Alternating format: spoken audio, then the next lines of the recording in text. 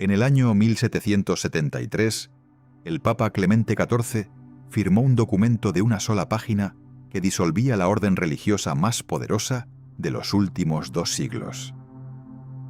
Temblaba al hacerlo. Según los registros de la Curia romana, tardó semanas en decidirse. Cuando por fin estampó el sello, dicen que murmuró: «He firmado mi sentencia de muerte». Murió 14 meses después. La orden que acababa de suprimir llevaba el nombre de la Compañía de Jesús. Sus miembros eran conocidos en todo el mundo como los jesuitas. En el momento de su supresión, controlaban más de 800 colegios y universidades repartidos en 5 continentes. Tenían presencia en las cortes de Francia, España, Portugal, Austria, China, Japón y las colonias americanas. Habían educado a reyes, consejeros de reyes y enemigos de reyes. Habían construido ciudades en la selva sudamericana que albergaban a más de 100.000 personas, y habían sido expulsados, en menos de 20 años, de Portugal, Francia, España y sus imperios coloniales combinados. ¿Quiénes fueron exactamente los hombres que construyeron ese poder? ¿Qué ocurrió dentro de las ciudades que levantaron en Paraguay y que desaparecieron casi de la noche a la mañana? ¿Y por qué los mismos reyes que los habían usado como arma política decidieron destruirlos con tanta urgencia? Esta historia no empieza en Roma. Empieza en una cueva. Si te interesan las historias de órdenes religiosas, poder oculto e imperios que colisionan, suscríbete al canal. Comenzamos. Hoy la Compañía de Jesús es reconocida oficialmente como la orden religiosa más grande del mundo en términos de miembros activos. Tiene presencia en 112 países. Gestiona 27 universidades solo en los Estados Unidos. El Papa Francisco, elegido en 2013, es el primer jesuita en ocupar el trono de Pedro en los 4 siglos y medio de historia de la Iglesia moderna. En los folletos turísticos de Roma, el Gesù, la iglesia madre de la Compañía, aparece como una joya del barroco romano. Sus bóvedas pintadas por Giovanni Battista Gauli en 1679 representan el triunfo del nombre de Jesús, con una perspectiva ilusionista que hace que el techo parezca abrirse hacia el cielo. Millones de visitantes la recorren cada año, sin saber que debajo de sus suelos están enterrados algunos de los hombres más temidos por las monarquías europeas del siglo XVI y XVII. Esos datos, esas cifras, esa imagen del techo dorado, es la versión oficial. Pero toda gran institución tiene un lado que rara vez aparece en los folletos. La Compañía de Jesús nació en un momento en que Europa estaba literalmente partiéndose en 2. Lutero había clavado sus 95 tesis en Wittenberg en 1517. Enrique VIII había roto con Roma en 1534. El mapa religioso del continente se reescribía con sangre. Y en ese caos, un soldado vasco con la pierna destrozada por una bala de cañón tuvo una visión en una cueva cerca de Manresa, en Cataluña, y decidió que Dios le había dado una misión específica: no retirarse del mundo, sino conquistarlo desde adentro. Lo que vamos a contar a continuación cambia por completo la forma en que se ve esta historia. Su nombre era Íñigo López de Loyola. Nació en 1491 en el señorío de Loyola, en el País Vasco, en una familia de la baja nobleza castellana. No era un hombre de letras, era un soldado. Había servido como paje en la corte del tesorero real de Castilla y después como militar al servicio del virrey de Navarra. Le gustaban las mujeres, los duelos y la ropa cara. Los biógrafos de la época, incluso los que escribieron para glorificarlo, reconocen que en su juventud fue un hombre de carácter violento y ambiciones mundanas perfectamente ordinarias para alguien de su clase. El 20 de mayo de 1521, en el sitio de Pamplona, una bala de cañón francesa le destrozó la pierna derecha y le fracturó la izquierda. Tenía 30 años. Lo llevaron al castillo familiar de Loyola. La recuperación duró meses. Las operaciones sin anestesia, la inmovilidad forzada, el dolor constante. Para distraerse pidió libros de caballería, los bestsellers del siglo XVI. No había. Le trajeron lo que había: una vida de Cristo y una colección de vidas de santos. Leyó, pensó, y empezó a notar algo que más tarde describiría con una precisión casi clínica. Cuando fantaseaba con hazañas militares y conquistas románticas, se sentía bien durante el momento, pero después quedaba vacío. Cuando pensaba en imitar a los santos, el bienestar duraba más, mucho más. Ese análisis de los estados internos, esa atención casi cartesiana a los movimientos del alma, sería el núcleo de todo lo que vendría después. En 1522 dejó el castillo, fue a Montserrat, se confesó durante 3 días enteros, colgó su espada en el altar de la Virgen Negra y bajó al pueblo de Manresa con una túnica de saco. Vivió casi un año en una cueva a orillas del río Cardoner. Ayunó hasta el límite físico, tuvo visiones y escribió en fragmentos el texto que se convertiría en el manual operativo de la orden que aún no existía: los ejercicios espirituales. Los ejercicios no son una obra de teología abstracta, son un programa. 30 días de silencio, meditación guiada y examen de conciencia estructurado en 4 semanas con objetivos distintos para cada una. La primera semana, confrontar el propio pecado. La segunda, contemplar la vida de Cristo. La tercera, la pasión. La cuarta, la resurrección y la elección definitiva de vida. El objetivo declarado es producir una decisión libre, una elección radical de servicio. El método es la repetición sistemática de imágenes concretas hasta que se vuelven físicamente presentes en la mente del practicante. Ignacio pedía al ejercitante que imaginara el infierno con todos los sentidos: ver el fuego, oír los lamentos, oler el azufre, sentir el calor en la piel. No como metáfora, como experiencia real. Los historiadores del siglo XX han comparado este método con técnicas modernas de condicionamiento cognitivo. No es una comparación que los jesuitas rechacen necesariamente. Lo que sí es documentado es el resultado. Los hombres que completaban los ejercicios bajo la dirección de Ignacio emergían con una claridad de propósito y una disciplina de voluntad que sus contemporáneos describían como sobrenatural. Pero Ignacio no se quedó en Manresa. Fue a Tierra Santa. Volvió. Estudió latín con niños de 12 años en Barcelona porque no sabía suficiente para entrar en la universidad. Estudió en Alcalá, en Salamanca, en París. En París tardó 7 años en completar el equivalente a un doctorado en filosofía y teología. Tenía 43 años cuando terminó, y fue en París donde encontró a los 6 hombres con los que fundaría la compañía. El 15 de agosto de 1534, en la cripta de la iglesia de Saint-Denis, en Montmartre, Ignacio y 6 compañeros hicieron 3 votos: pobreza, castidad y un tercero que no era habitual en las órdenes religiosas de la época. Prometieron ir a Tierra Santa, o si eso no era posible, ponerse a disposición del Papa para cualquier misión que él considerara necesaria, en cualquier lugar del mundo, sin condiciones ni demoras. Ese tercer voto lo cambiaría todo.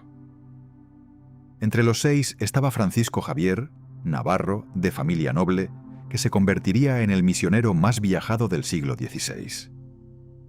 Y Pedro Fabro, saboyano, el único sacerdote ordenado del grupo, que según los testimonios de quienes lo conocieron, tenía una capacidad de escucha y de acompañamiento espiritual que Ignacio consideraba única. En 1540, el Papa Paulo III aprobó formalmente la Compañía de Jesús mediante la bula Regimini Militantis Ecclesiae. La orden nació con un límite de 60 miembros. 10 años después, tenía más de 1000. En el momento de la muerte de Ignacio, en 1556, tenía más de 1500 repartidos en 12 provincias que abarcaban desde Japón hasta Brasil. El crecimiento no fue accidental, fue el resultado de una estrategia. Ignacio entendió algo que la Iglesia de su tiempo había perdido de vista. Quien educa a los hijos de los poderosos controla el futuro. No el presente, el futuro. La primera decisión estratégica de la compañía fue abrir colegios gratuitos para laicos. Esto era una novedad absoluta. Las universidades medievales eran para clérigos. Los jesuitas abrieron sus puertas a los hijos de la nobleza, de la burguesía mercantil, de los funcionarios reales. Sin cobrar matrícula. El coste lo asumía la compañía a través de donaciones y rentas de propiedades. El primer colegio se abrió en Mesina, Sicilia, en 1548. Para 1556, había 35 colegios jesuitas en Europa. Para 1600, más de 200. Para 1750, en el momento de máxima expansión, más de 800. Esos colegios enseñaban latín, griego, retórica, filosofía, matemáticas, música y teatro. El teatro era una herramienta pedagógica deliberada. Los alumnos representaban obras en latín clásico para aprender la lengua con el cuerpo, no solo con la memoria, pero también era una herramienta de comunicación pública. Las obras jesuitas del siglo XVI y XVII son el origen directo del teatro barroco europeo. Los alumnos de esos colegios se convirtieron en ministros, generales, embajadores, consejeros reales y en algunos casos en reyes.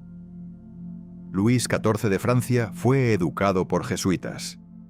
Descartes estudió en La Flèche, colegio jesuita, durante 8 años. Voltaire también.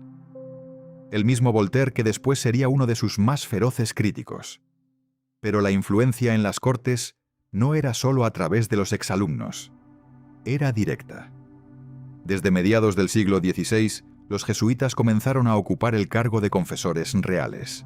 El confesor del rey no era solo un sacerdote que administraba un sacramento. Era el hombre al que el monarca revelaba sus dudas, sus miedos, sus planes, sus pecados. Era el hombre que podía absolver o no absolver, que podía sugerir que una decisión política era moralmente aceptable o que condenaba el alma. El confesor del rey era, en la práctica, el consejero con más acceso y menos responsabilidad pública del reino. Los jesuitas tuvieron confesores en la corte de España durante más de 150 años. En la corte de los Habsburgo austriacos durante casi 2 siglos. En la corte de Polonia, de Portugal, de los estados italianos. Y todo eso formaba parte de un sistema normalizado en su tiempo, aunque hoy nos resulte difícil de comprender en sus dimensiones reales. Pero el poder en Europa era solo una parte de la historia. Mientras Ignacio construía la red educativa europea, Francisco Javier ya estaba en el otro extremo del mundo. Javier llegó a Goa, en la costa occidental de la India, en mayo de 1542. Tenía 36 años. En los 10 años siguientes, recorrió la India, Malaca, las Islas Molucas, Japón, y murió intentando entrar en China en 1552, en la isla de Shangchuan, a menos de 100 kilómetros de la costa continental, esperando un barco que nunca llegó. En esos 10 años bautizó, según sus propias cartas, a decenas de miles de personas. Las cifras exactas son imposibles de verificar. Lo que sí está documentado es que estableció las primeras comunidades cristianas permanentes en Japón y dejó una red de catequistas locales en el sur de la India que sobrevivió su partida durante generaciones. Sus cartas desde Asia, publicadas en Europa casi en tiempo real gracias a la naciente red postal jesuita, fueron el primer medio de comunicación masiva sobre el mundo no europeo. Las leía todo el mundo: mercaderes, nobles, teólogos, curiosos. Crearon una imagen de Asia que Europa no tenía antes, y crearon algo más: una demanda de misioneros. Javier escribía que Japón era el mejor país que había encontrado entre los no cristianos, que los japoneses eran inteligentes, curiosos, dispuestos al debate, que si uno no podía responder a sus preguntas, perdía toda credibilidad. Eso significaba que los misioneros en Japón tenían que ser los más preparados intelectualmente de la compañía. Esa exigencia moldeó la estrategia misionera jesuita para los siglos siguientes. No ir como conquistadores espirituales, sino como intelectuales capaces de competir en los propios términos de las culturas que visitaban.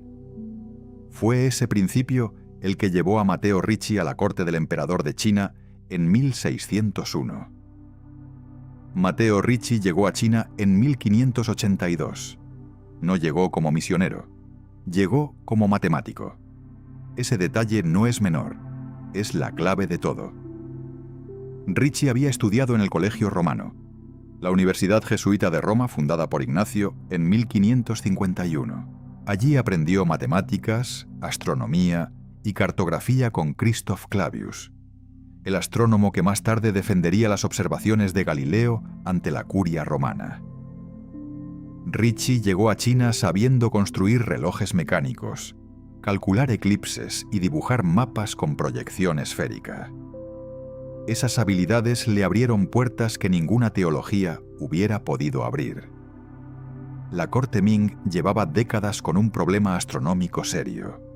Su calendario oficial, heredado de los mongoles, acumulaba errores que hacían que las predicciones de eclipses fallaran por horas. Para una cultura en la que el calendario era un instrumento de legitimidad política, eso era un problema de Estado. El emperador necesitaba astrónomos mejores que los suyos. Ricci lo sabía. Y cuando finalmente consiguió audiencia en la ciudad prohibida en 1601, después de 19 años de trabajo paciente en ciudades menores, llevó como regalo 2 relojes mecánicos europeos. El emperador Wanli, que llevaba años sin salir de sus aposentos interiores, mandó llamar a Ricci específicamente para que le explicara cómo funcionaban. Ricci murió en Pekín en 1610. Fue el primer europeo en la historia al que el emperador de China concedió un lugar de entierro dentro de los muros de la capital. Ese privilegio, reservado para los funcionarios imperiales de más alto rango, dice más sobre su posición real que cualquier título formal. En los 28 años que pasó en China, Ricci tradujo los elementos de Euclides al chino, colaboró con el matemático chino Chu Guangqi en la reforma del calendario imperial y escribió en chino clásico una serie de textos filosóficos que presentaban el catolicismo en términos compatibles con el confucianismo. Su método, llamado más tarde acomodación, era radical. No destruir la cultura local para plantar la fe cristiana encima, sino encontrar los puntos de contacto entre ambas tradiciones y construir desde ahí. Ese método funcionó en China mejor de lo que nadie esperaba. Y generó una crisis que casi destruye la compañía desde adentro. La pregunta que dividió a la Iglesia durante casi 100 años era esta: ¿podían los conversos chinos seguir realizando los ritos confucianos de veneración a los ancestros? ¿Eran esos ritos religiosos y por tanto incompatibles con el catolicismo, o eran ritos cívicos y familiares sin contenido religioso específico? Los jesuitas decían que eran ritos cívicos. Los dominicos y franciscanos decían que eran idolatría pura. La controversia de los ritos chinos duró desde 1630 hasta 1742, cuando el Papa Benedicto XIV la resolvió definitivamente prohibiendo los ritos. Esa decisión no solo cerró la puerta a la evangelización en China, provocó que el emperador Kangxi, que había tolerado y protegido a los misioneros durante décadas, expulsara a todos los que no aceptaran el método de Ricci. La misión china, construida durante siglo y medio, se derrumbó en pocos años. Pero eso fue en Asia.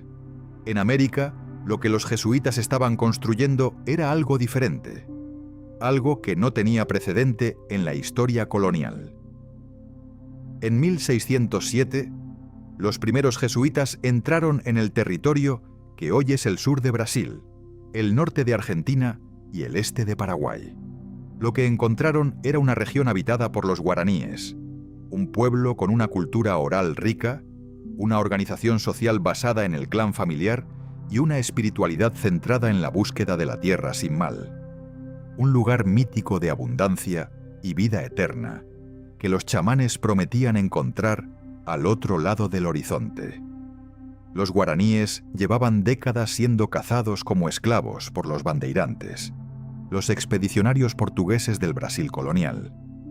Las estimaciones de los historiadores sugieren que entre 1628 y 1630, los bandeirantes capturaron y esclavizaron a más de 300.000 personas en la región. Pueblos enteros desaparecieron. Los jesuitas propusieron algo diferente: congregar a los guaraníes en comunidades organizadas, las reducciones, bajo protección de la Compañía y de la Corona española. A cambio de esa protección, los guaraníes aceptarían el bautismo, vivirían según las normas de la comunidad y trabajarían en un sistema económico colectivo gestionado por los padres jesuitas. El primer asentamiento formal, San Ignacio Guazú, se fundó en 1610. En los 100 años siguientes se fundaron más de 30 reducciones. La más grande, Candelaria, llegó a tener más de 8.000 habitantes. El conjunto del sistema reductor llegó a albergar, en su momento de máxima expansión, alrededor de 1732, a más de 140.000 personas. Lo que se construyó en esas reducciones no tiene equivalente en la historia colonial americana. Las ciudades tenían plaza central, iglesia, colegio, hospital, taller de música, imprenta y huertos organizados. Cada familia tenía una parcela de tierra propia y además trabajaba tierras comunales cuyos productos se destinaban a las reservas comunitarias, al mantenimiento de los ancianos, los enfermos y los huérfanos y al pago del tributo a la corona española. Las iglesias eran monumentales. La de Trinidad, en el actual Paraguay, tenía una nave de 60 metros de largo. Sus esculturas en piedra roja, talladas por artesanos guaraníes bajo dirección jesuita, combinaban ángeles barrocos europeos con elementos decorativos de la selva, hojas de acanto convertidas en palmeras, querubines con rasgos guaraníes, serpientes entrelazadas en los capiteles. La música era otro elemento central. Los jesuitas introdujeron la polifonía europea en las reducciones. Los guaraníes la absorbieron con una velocidad que dejó atónitos a los visitantes europeos. En 1730, el padre Sepp, músico jesuita de origen tirolés, describía en sus cartas que los coros y orquestas de las reducciones interpretaban obras de Vivaldi y Händel con una precisión que hubiera sido envidiable en cualquier catedral europea. Pero hay una pregunta que los historiadores no han resuelto del todo. ¿Qué pensaban los propios guaraníes de todo esto? Los documentos que sobreviven son casi todos jesuitas. Las voces guaraníes que aparecen en ellos están filtradas por la traducción y por el propósito de quien escribía.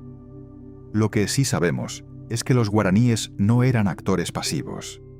Cuando en 1641 los bandeirantes atacaron las reducciones de San Antonio y Jesús María, fueron los propios guaraníes quienes organizaron la resistencia armada.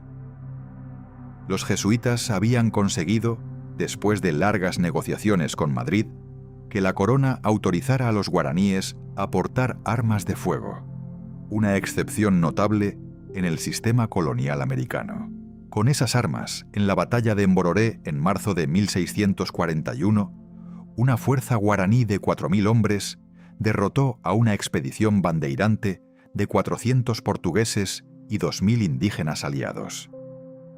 esa victoria militar cambió la historia de la región. Los ataques esclavistas disminuyeron drásticamente durante décadas, pero también generó algo que las monarquías europeas empezaron a mirar con creciente incomodidad: una estructura política y militar en América del Sur que respondía a la Compañía de Jesús, no directamente a la corona española. El rumor que circuló por las cortes europeas durante el siglo XVIII era que los jesuitas estaban construyendo en Paraguay un estado independiente, un reino teocrático con su propio ejército, su propia economía y sus propias leyes. Algunos lo llamaban la República Jesuítica del Paraguay. Otros usaban términos menos neutrales. ¿Era verdad? La respuesta honesta es: en parte. Las reducciones tenían una autonomía administrativa real. Los padres jesuitas tomaban decisiones económicas, judiciales y militares sin consultar necesariamente a las autoridades coloniales locales. ¿Pagaban el tributo a la corona? Sí. Pero el dinero pasaba por las manos de la compañía antes de llegar al fisco real, y la corona nunca tuvo acceso directo a los recursos de las reducciones sin la intermediación jesuita. Eso no era un estado independiente, pero tampoco era la subordinación total que las monarquías absolutas del siglo XVIII esperaban de cualquier institución dentro de sus territorios.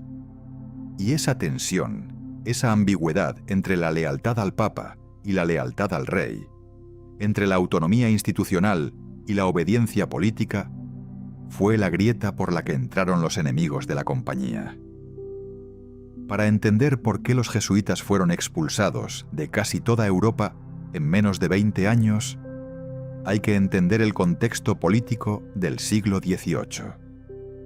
Europa en 1750 no era la Europa de Trento. El absolutismo monárquico había madurado.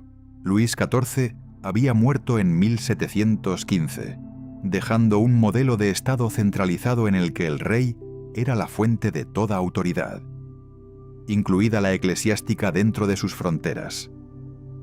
La Ilustración había puesto en circulación ideas sobre soberanía popular, separación de poderes y crítica a la autoridad religiosa que hacían que las instituciones con lealtades supranacionales parecieran, en el mejor de los casos, anacrónicas. En el peor, peligrosas. Los jesuitas tenían un cuarto voto reservado a los miembros más formados de la compañía, llamados profesos. Ese voto era de obediencia especial al Papa en materia de misiones. El Papa podía enviarlos a cualquier lugar del mundo sin que ninguna autoridad civil pudiera impedirlo. En el siglo XVI, ese voto era un instrumento de flexibilidad misionera. En el siglo XVIII, en el contexto del absolutismo ilustrado, era una declaración de que existía una autoridad por encima del rey, y eso era inaceptable para las monarquías que habían construido su poder sobre la idea de que el rey no reconocía superior en lo temporal. La primera expulsión fue Portugal, en 1759. El detonante fue el atentado contra el rey José I en septiembre de 1758. El rey sobrevivió. Su ministro, el marqués de Pombal, aprovechó la investigación para implicar a los jesuitas en la conspiración. Las pruebas eran, en el mejor de los casos, circunstanciales. En el peor, fabricadas. Pombal era un ilustrado convencido de que los jesuitas eran el principal obstáculo para la modernización de Portugal y de que su control sobre las misiones brasileñas impedía la explotación económica directa de la colonia. En septiembre de 1759, el rey José I firmó el decreto de expulsión. Más de 1000 jesuitas fueron embarcados en Portugal y sus colonias y depositados en los estados pontificios sin previo aviso. Algunos fueron encarcelados primero. El padre Gabriel Malagrida, de 72 años, fue ejecutado en un auto de fe en 1761, acusado de herejía y de haber pronosticado el terremoto de Lisboa de 1755, lo que en la interpretación de Pombal equivalía a haber conspirado para desestabilizar el reino. fue Francia la que siguió, en 1764. El caso francés fue diferente. No hubo un atentado ni una conspiración fabricada. Hubo un proceso judicial. El padre Antoine de Lavalette, superior jesuita en Martinica, había construido un sistema de plantaciones y comercio colonial para financiar las misiones de las Antillas. Era una práctica que rozaba los límites de las reglas jesuitas sobre actividad comercial, pero que las autoridades de la compañía habían tolerado por sus resultados. Cuando en 1755 los barcos de Lavalette fueron capturados por la flota británica durante la Guerra de los 7 Años, él quedó con deudas enormes con comerciantes franceses. Los acreedores demandaron a la Compañía de Jesús como institución. El caso llegó al Parlamento de París, y el Parlamento, controlado por los jansenistas, los enemigos teológicos históricos de los jesuitas, aprovechó la oportunidad. En 1762, el Parlamento de París declaró que las constituciones de la Compañía de Jesús eran incompatibles con las leyes del Reino de Francia. El rey Luis XV, presionado por su amante Madame de Pompadour y por sus ministros, firmó la expulsión en 1764. Más de 4.000 jesuitas fueron expulsados de Francia y sus colonias. España tardó 3 años más, y cuando llegó, fue la más organizada de todas las expulsiones. La noche del 2 al 3 de abril de 1767 fue una de las operaciones logísticas más complejas ejecutadas por la monarquía española en el siglo XVIII.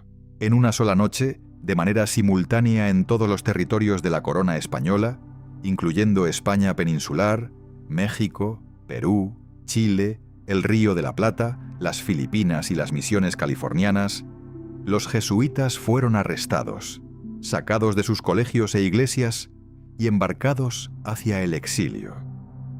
La operación había sido planificada durante meses en el más absoluto secreto. Las instrucciones del conde de Aranda, ministro de Carlos III, llegaron selladas a los gobernadores de cada provincia con la orden de no abrirlas hasta la noche señalada. Quien las abriera antes sería considerado traidor. En ese momento, la compañía tenía en los territorios españoles más de 2.500 miembros. Todos fueron expulsados en menos de 48 horas. El pretexto oficial fue el motín de Esquilache de 1766, una revuelta popular en Madrid que el gobierno de Carlos III atribuyó a la manipulación jesuita.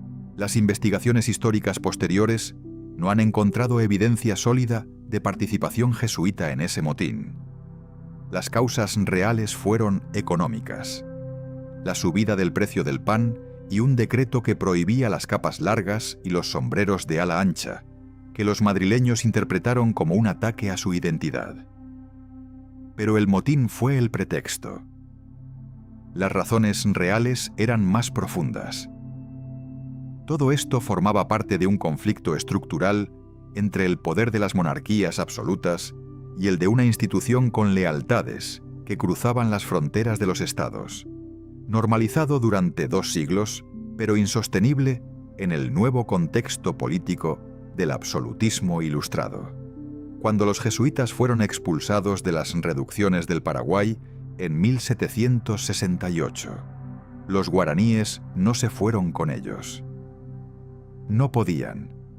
Los padres que habían vivido décadas entre ellos, que hablaban guaraní con fluidez, que conocían los nombres de cada familia, fueron embarcados bajo escolta militar. Las reducciones quedaron en manos de administradores coloniales enviados desde Buenos Aires y Asunción. Hombres que no hablaban la lengua, que no conocían el sistema, que en muchos casos llegaron con la intención de extraer lo que pudieran, antes de que el experimento se desmoronara del todo. En 20 años, la población de las reducciones cayó de 140.000 personas a menos de 40.000. Las causas fueron múltiples y están documentadas: epidemias, desintegración del sistema de abastecimiento, huida de familias hacia la selva, reclutamiento forzoso para obras coloniales. Pero hay un dato que los historiadores señalan de manera consistente.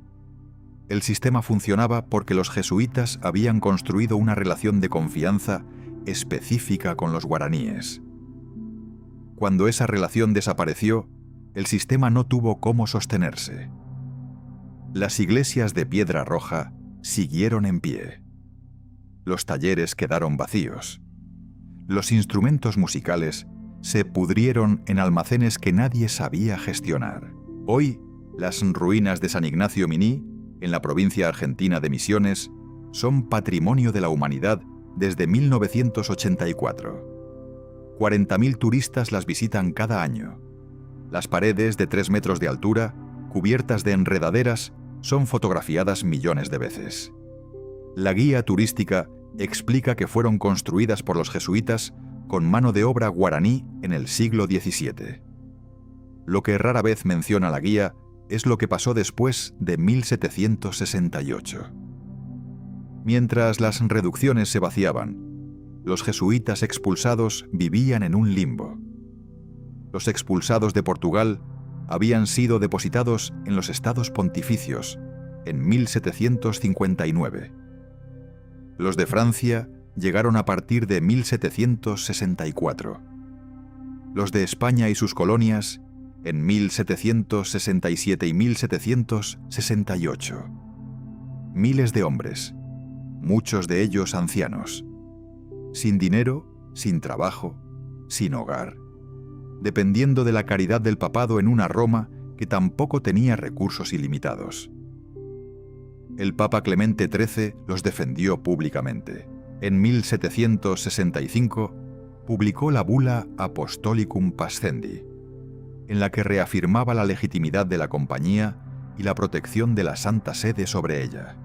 Clemente XIII murió en febrero de 1769, 2 meses después de que los representantes de España, Francia, Portugal, Nápoles y Parma presentaran formalmente al cónclave la exigencia de suprimir la Compañía.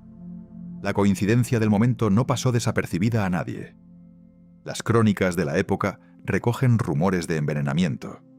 No hay prueba documental que los confirme. El nuevo Papa, Clemente XIV, fue elegido después de un cónclave de 3 meses de intrigas diplomáticas. Las monarquías borbónicas dejaron claro que no reconocerían a ningún candidato que no estuviera dispuesto a resolver la cuestión jesuita. Clemente XIV era un franciscano de carácter conciliador que entendió desde el primer día que su pontificado dependía de un compromiso. Tardó 4 años en firmarlo. El 21 de julio de 1773, el Papa Clemente XIV firmó el breve Dominus ac Redemptor, que suprimía la Compañía de Jesús. No era una condena por herejía. Era una supresión administrativa, justificada en términos de paz de la Iglesia y de las monarquías cristianas. El documento reconocía que los jesuitas no habían cometido ningún error doctrinal. Los suprimía porque su existencia generaba conflictos que la Santa Sede no podía gestionar. Fue una decisión de realpolitik eclesiástica. El general de la Compañía, Lorenzo Ricci, fue arrestado y encerrado en el castillo de Sant'Angelo en Roma. Murió allí en 1775, sin haber sido juzgado formalmente por ningún cargo concreto. Tenía 73 años. Clemente XIV murió en septiembre de 1774, 14 meses después de firmar la supresión. Su cuerpo se descompuso con una velocidad inusual que los médicos de la época atribuyeron a causas naturales. Los rumores de envenenamiento llenaron las crónicas de la época. Los historiadores modernos no han encontrado evidencia concluyente. Pero la supresión no fue total. Hubo 2 lugares donde el breve papal no se aplicó: Prusia y Rusia. Federico el Grande de Prusia era protestante. No tenía ninguna obligación de obedecer al Papa. Y tenía en sus territorios un colegio jesuita en Silesia que le resultaba útil. simplemente ignoró la supresión. Catalina la Grande de Rusia era ortodoxa. Tampoco tenía obligación de obedecer al Papa. Y en los territorios que había anexionado en el primer reparto de Polonia, en 1772, había encontrado una red de colegios jesuitas que funcionaban bien. Cuando el nuncio papal llegó a San Petersburgo con instrucciones de publicar el breve de supresión, Catalina lo recibió con cortesía y le explicó que en Rusia la publicación de documentos papales requería autorización imperial previa. La autorización nunca llegó. Durante los 41 años que duró la supresión, entre 1773 y 1814, la Compañía de Jesús sobrevivió legalmente solo en Rusia. Los jesuitas de todo el mundo que quisieron seguir siendo jesuitas tuvieron que ingresar formalmente en la provincia rusa. Una orden católica romana sobrevivió a su supresión papal gracias a la protección de una emperatriz ortodoxa que no reconocía la autoridad del Papa. La historia tiene una ironía estructural que ningún novelista se hubiera atrevido a inventar. ¿Qué hicieron los jesuitas durante esos 41 años de supresión? Algunos se secularizaron y siguieron como sacerdotes diocesanos. Otros se retiraron a la vida privada. Muchos continuaron enseñando, porque las autoridades civiles que habían tomado el control de sus colegios descubrieron rápidamente que no tenían a nadie más capaz de gestionarlos. En España, la expulsión de los jesuitas dejó un vacío en el sistema educativo que el gobierno de Carlos III intentó llenar con reformas universitarias. El resultado fue, en el mejor de los casos, desigual. Los colegios jesuitas habían funcionado durante 2 siglos con una metodología coherente, el Ratio Studiorum, un documento pedagógico aprobado en 1599 que estandarizaba los contenidos y métodos de enseñanza en todos los colegios de la Compañía en el mundo. Era, en términos modernos, un currículo nacional aplicado internacionalmente. Sustituirlo resultó más difícil de lo que nadie había anticipado. En América, el vacío fue más dramático. Los colegios jesuitas en México, Lima, Bogotá y Buenos Aires habían sido los centros intelectuales de las colonias. Muchos de los hombres que liderarían los movimientos de independencia americanos entre 1810 y 1825 habían estudiado en esos colegios, o habían sido educados por maestros formados en ellos. La expulsión de los jesuitas, paradójicamente, contribuyó a crear las condiciones intelectuales para la independencia que las monarquías borbónicas tanto temían. El jesuita más influyente del período de la supresión fue probablemente Francisco Javier Clavijero, nacido en Veracruz en 1731, expulsado de México en 1767 y muerto en Bolonia en 1787. Desde el exilio italiano, escribió la Historia Antigua de México, una obra en 4 volúmenes que defendía la civilización prehispánica frente a las teorías europeas que la describían como primitiva e inferior. Clavijero usó fuentes indígenas, crónicas coloniales y observación directa para construir un argumento histórico riguroso. Su obra fue traducida al inglés, al alemán y al italiano, y se convirtió en una referencia fundamental para el pensamiento criollo americano del siglo XIX. Un jesuita expulsado, escribiendo desde el exilio en una ciudad italiana, contribuyó a construir la identidad cultural que haría posible la independencia de México. La restauración de la Compañía llegó en 1814. El contexto era radicalmente diferente al de 1773. Napoleón había reorganizado el mapa de Europa. El Papa Pío VII había sido prisionero del emperador francés durante 5 años, encerrado en Savona y después en Fontainebleau. La Revolución Francesa había suprimido las órdenes religiosas en Francia, nacionalizado los bienes de la Iglesia y ejecutado a sacerdotes y religiosos por miles. El directorio había intentado crear una religión cívica laica para reemplazar al catolicismo. En ese contexto, La Iglesia ya no veía a los jesuitas como una amenaza al equilibrio político europeo. Los veía como un instrumento de reconstrucción. El 7 de agosto de 1814, el Papa Pío VII firmó la bula Sollicitudo Omnium Ecclesiarum, que restauraba la Compañía de Jesús universalmente. La firmó en la Iglesia del Jesús en Roma, ante el altar de San Ignacio. El general de la Compañía en Rusia, Tadeusz Berezovsky, se convirtió automáticamente en el primer general de la Compañía restaurada. Era polaco. Había pasado toda su vida como jesuita en un país que no reconocía la autoridad del Papa. Era el símbolo perfecto de la paradoja que había sostenido a la Compañía durante 4 décadas. La restauración no fue un regreso tranquilo. El siglo XIX fue para los jesuitas una sucesión de expulsiones y retornos. Fueron expulsados de Rusia en 1820, después de que el zar Alejandro primero los acusara de convertir a la ortodoxia rusa al catolicismo. Fueron expulsados de España en 1820, 1835 y 1868, en cada uno de los momentos de revolución liberal. Fueron expulsados de Francia en 1880, durante la consolidación de la Tercera República. Fueron expulsados de Alemania en 1872 por Bismarck, que los consideraba incompatibles con el Estado prusiano. Cada expulsión generaba una reacción. Cada reacción reforzaba la imagen de una orden que era, simultáneamente, indispensable para sus aliados y peligrosa para sus enemigos. La leyenda negra de los jesuitas, el término jesuítico como sinónimo de hipocresía y maquinación política, se consolidó en el siglo XIX.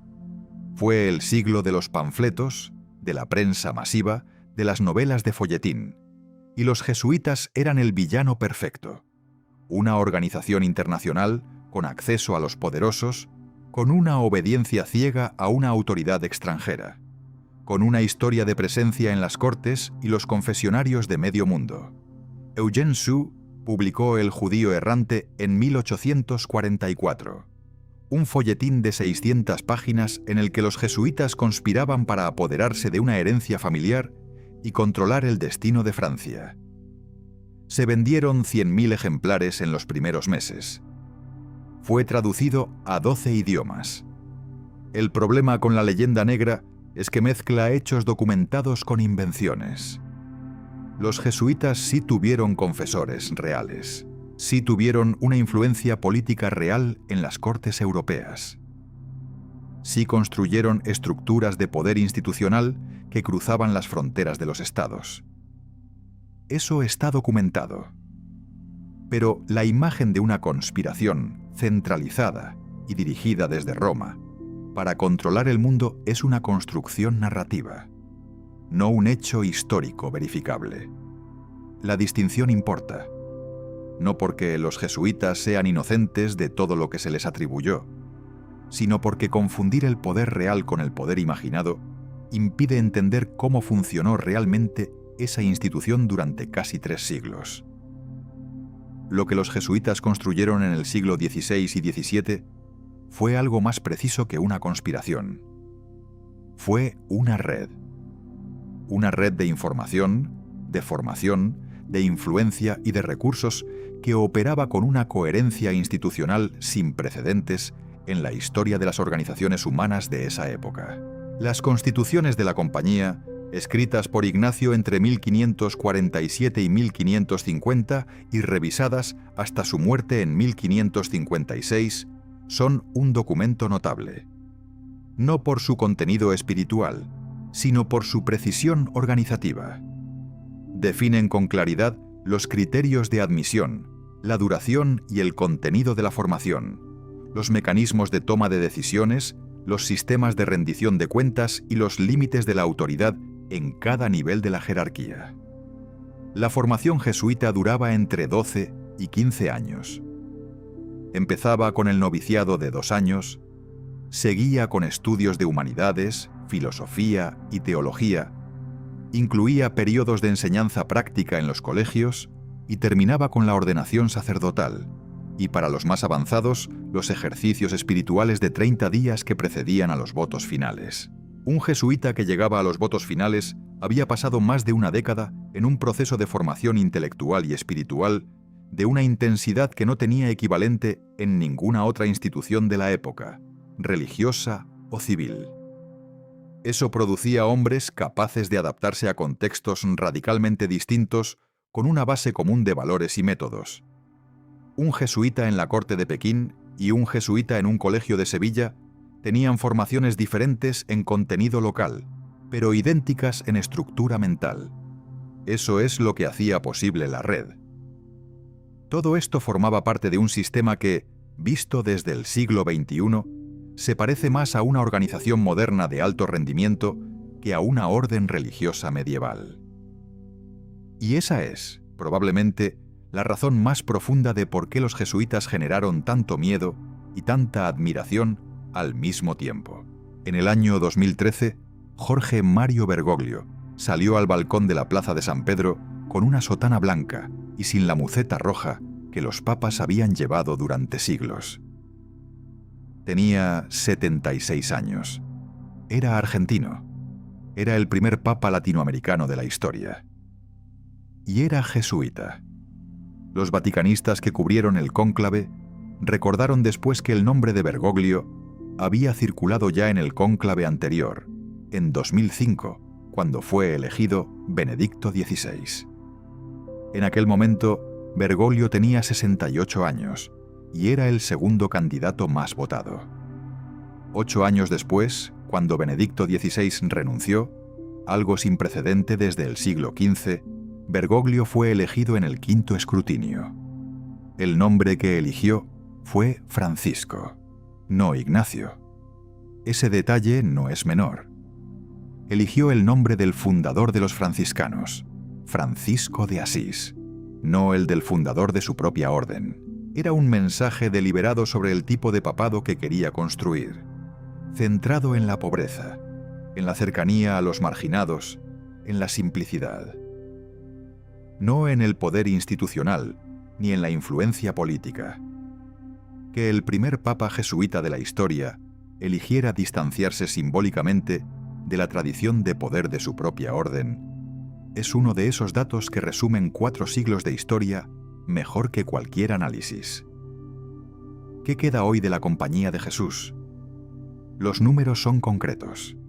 En 2023, la compañía tiene aproximadamente 15.000 miembros activos en 112 países. Es la orden religiosa más numerosa del mundo en términos de sacerdotes y hermanos. Gestiona 200 universidades en todo el mundo, incluyendo la Universidad Gregoriana en Roma, la Loyola en Chicago, la Pontificia Universidad Javeriana en Bogotá y la Universidad Iberoamericana en México. Sus publicaciones académicas incluyen la revista La Civiltà Católica, publicada sin interrupción desde 1850, que es revisada por la Secretaría de Estado del Vaticano antes de su publicación, y funciona como una voz semioficial del pensamiento católico en temas de actualidad. Tienen presencia en zonas de conflicto que la mayoría de las instituciones han abandonado. En Siria, durante la Guerra Civil, el padre Frans van der Lugt, jesuita holandés, se negó a abandonar Homs cuando la ciudad fue sitiada. Fue asesinado en abril de 2014. Tenía 75 años. Esa continuidad entre el misionero que muere en una isla frente a la costa china, esperando un barco en el siglo XVI, y el sacerdote que muere en una ciudad sitiada en el siglo XXI, no es retórica. Es la misma lógica institucional, la disponibilidad incondicional para ir donde nadie más quiere ir, operando a 500 años de distancia. Pero el presente de la compañía no está libre de sombras. En 2011, el Vaticano publicó los resultados de una investigación sobre la Universidad Loyola de Rímini que había revelado irregularidades financieras graves en la gestión de un proyecto educativo jesuita en Italia. En 2016, el Papa Francisco intervino directamente en la compañía para reformar la gestión de la Universidad Gregoriana, cuyas finanzas mostraban un déficit acumulado de decenas de millones de euros. La compañía también ha enfrentado casos de abuso sexual dentro de sus instituciones educativas, particularmente en los Estados Unidos, donde varias provincias han llegado a acuerdos judiciales con víctimas. La provincia de California llegó a un acuerdo de $50 millones en 2009. La provincia de Oregón pagó 20 millones en 2011. Estos casos no son una anomalía exclusiva de los jesuitas. Son parte de la crisis sistémica de abuso en la Iglesia Católica que se hizo pública a partir de los años 90. Pero tampoco pueden ignorarse cuando se habla de la compañía en el presente, una institución que construyó parte de su identidad sobre la formación de hombres jóvenes, sobre la relación de confianza entre maestro y alumno, sobre la autoridad espiritual del director de conciencia. Tiene una responsabilidad específica cuando esa confianza es traicionada. Los documentos son públicos. Las cifras están en los registros judiciales. Hay una pregunta que aparece de manera recurrente en los debates sobre los jesuitas, tanto en los académicos como en los populares. ¿Fueron una fuerza de bien o de mal en la historia? Es la pregunta equivocada. Los jesuitas construyeron colegios que educaron a millones de personas durante 4 siglos. También operaron dentro de sistemas coloniales que oprimieron a esas mismas personas. Protegieron a los guaraníes de la esclavitud y al mismo tiempo construyeron un sistema de control social que no pedía el consentimiento de sus habitantes para existir. Produjeron algunos de los científicos más importantes del siglo XVI y XVII, incluyendo a Athanasius Kircher, cuya obra enciclopédica sobre Egipto, China y los volcanes es un monumento a la curiosidad intelectual. Y también produjeron inquisidores y apologistas de la tortura como instrumento de gobierno espiritual. Ricci tradujo a Euclides al chino. Otro jesuita, el padre José de Acosta, escribió en 1590 La Historia Natural y Moral de las Indias, la primera obra sistemática de etnografía americana, un texto que describe con precisión y sin condescendencia las culturas indígenas del continente. Y el mismo sistema que produjo a Ricci y a Acosta, produjo también a los confesores que aconsejaron a los reyes de España sobre la legitimidad de la guerra contra los indígenas que se resistían a la conversión. La institución contenía todas esas contradicciones, y las contenía porque era una institución humana operando en un mundo humano, con toda la complejidad, la ambición, la generosidad y la crueldad que eso implica. Lo que la hace notable no es que fuera buena o mala. Lo que la hace notable es que fue eficaz durante tanto tiempo, en tantos contextos diferentes, con una coherencia interna que pocas organizaciones humanas han logrado mantener. Ignacio de Loyola murió el 31 de julio de 1556 en Roma. Murió de malaria de manera tan rápida que no hubo tiempo de administrarle los últimos sacramentos. Tenía 64 años.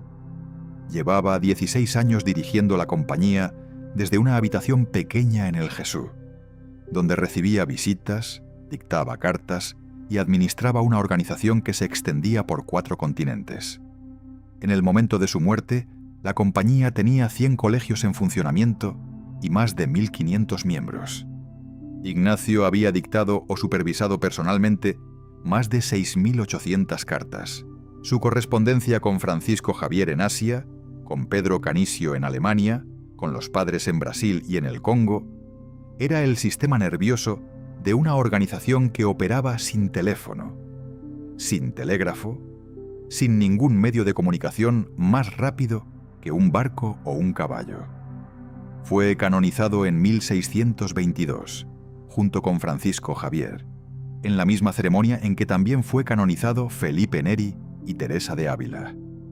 La canonización simultánea de 4 santos en una sola ceremonia era algo sin precedente. Era también un mensaje político. La Iglesia de la Contrarreforma presentaba sus mejores argumentos al mundo protestante en un solo acto. Sus restos están en el altar mayor de la iglesia del Jesús en Roma.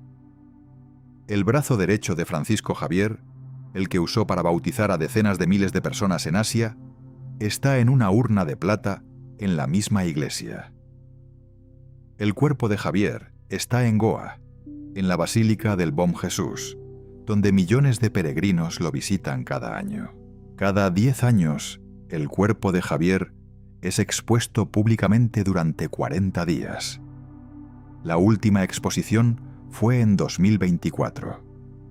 Cientos de miles de personas hicieron fila para ver el cuerpo de un hombre que murió en 1552, en una isla desierta frente a la costa de China, esperando un barco que llegara demasiado tarde. 483 años después de que 7 hombres hicieran 3 votos en una cripta de Montmartre, la Compañía de Jesús sigue existiendo. Ha sobrevivido a su propia supresión. Ha sobrevivido a la Revolución Francesa, a Napoleón, a Bismarck, a las guerras mundiales, a la descolonización, a la crisis de abuso en la Iglesia. Ha sido expulsada de decenas de países y ha regresado a casi todos ellos. No es inmortal. Ninguna institución lo es. Su número de miembros ha caído de más de 36.000 en los años 60 del siglo XX a los 15.000 actuales. La crisis de vocaciones religiosas en el mundo occidental afecta a la Compañía como a todas las órdenes. Los colegios que en el siglo XVI eran gratuitos para los hijos de la nobleza son hoy, en muchos países, instituciones de élite con matrículas que solo las familias acomodadas pueden pagar. La paradoja de una orden fundada en el voto de pobreza, gestionando algunas de las instituciones educativas más caras del mundo, es una de las tensiones no resueltas del presente jesuita. Pero la pregunta que persiste, la que no tiene respuesta fácil, es esta. ¿Qué hubiera pasado con la evangelización en Asia, con la educación en América Latina, con el pensamiento filosófico europeo del siglo XVII sin los jesuitas? La respuesta honesta es que no lo sabemos. La historia no tiene versiones alternativas verificables. Solo tiene la versión que ocurrió. Y la versión que ocurrió incluye a Ricci en la corte del emperador de China, a Javier muriendo en una isla esperando cruzar al continente, a los guaraníes defendiendo sus ciudades con mosquetes en la selva del Paraguay, a un papa firmando su sentencia de muerte con mano temblorosa en 1773, y a un jesuita argentino eligiendo el nombre de Francisco en el balcón de San Pedro en 2013. Esa es la historia. Incómoda en algunos puntos, admirable en otros, siempre más compleja de lo que cualquier versión simple puede contener. Si esta historia te ha mantenido despierto hasta aquí, déjanos un comentario contando qué parte de la historia de los jesuitas te resultó más sorprendente. ¿Las reducciones del Paraguay? ¿La supervivencia en Rusia durante la supresión? ¿O el método de Ricci en China? Y suscríbete al canal para más documentales como este. Aquí tienes otras historias parecidas. Órdenes religiosas que acumularon poder más allá de sus muros, y civilizaciones construidas en lugares donde nadie esperaba encontrarlas. Gracias por acompañarnos. Descansa.